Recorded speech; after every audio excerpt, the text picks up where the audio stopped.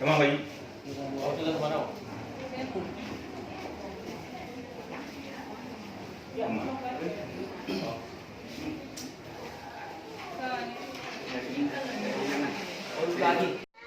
Sudarlun Nurul Anissa, 15 tahun, remaja yatim piatu asal desa Paloh Igo, Dewantara, Aceh Utara, yang menderita penyakit kulit, akhirnya Kamis 19 Desember 2019 mendapat perawatan di Rumah Sakit Umum Zainul Abidin, Banda Aceh, setelah 2 hari dirawat di Rumah Sakit Umum Cud Mutia, Aceh Utara.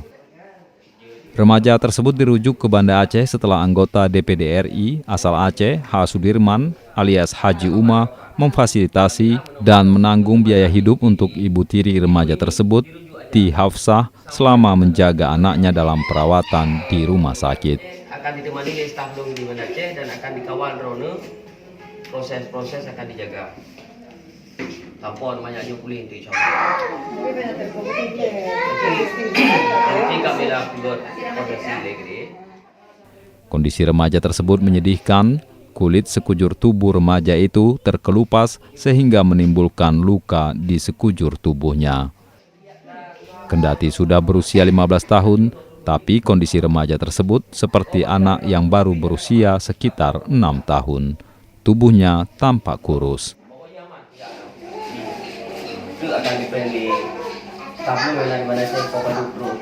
Dari Loksukun, Jafarudin, Serambion TV.